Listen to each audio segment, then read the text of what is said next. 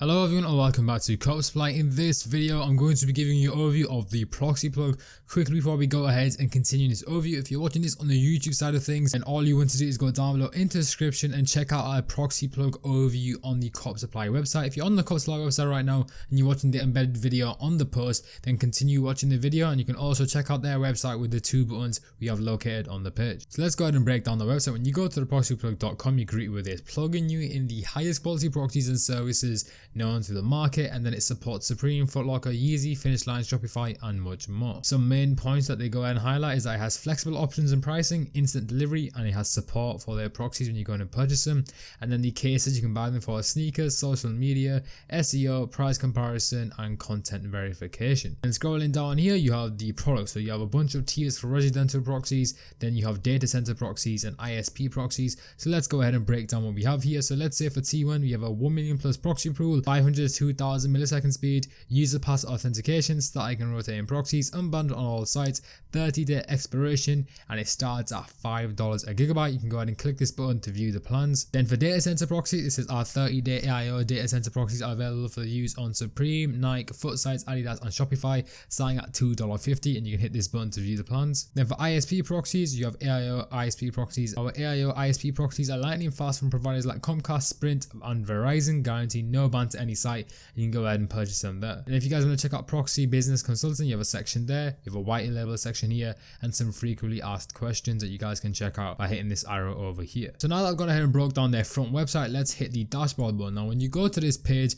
it takes me to my dashboard. However, I already have an account logged in. So what I'm going to go ahead and do is log out here, and this is the page you're going to be greeted with when you actually click the dashboard button. So hit the register button, go through this process and go ahead and create an account with a username, email, password and confirming password. Create your account, then go to the login section and go ahead and log in very simply here. Then it will take you to the dashboard. Now let's go ahead and break down what we see on the dashboard. You have a notifications button, you have this button to go ahead and manage your account and sign out.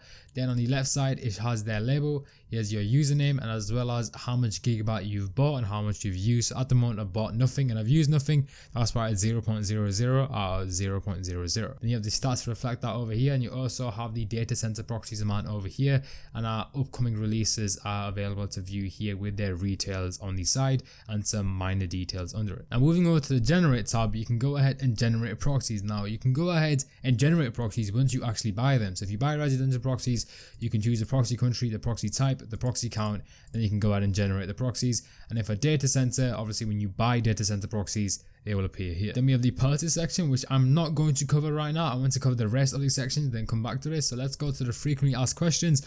Once again, this is just a bunch of frequently asked questions. If you want to know the answer to a question, so let's say, should I use sticky or dynamic? They will go ahead, once you click on it, it will go ahead and reveal the answer.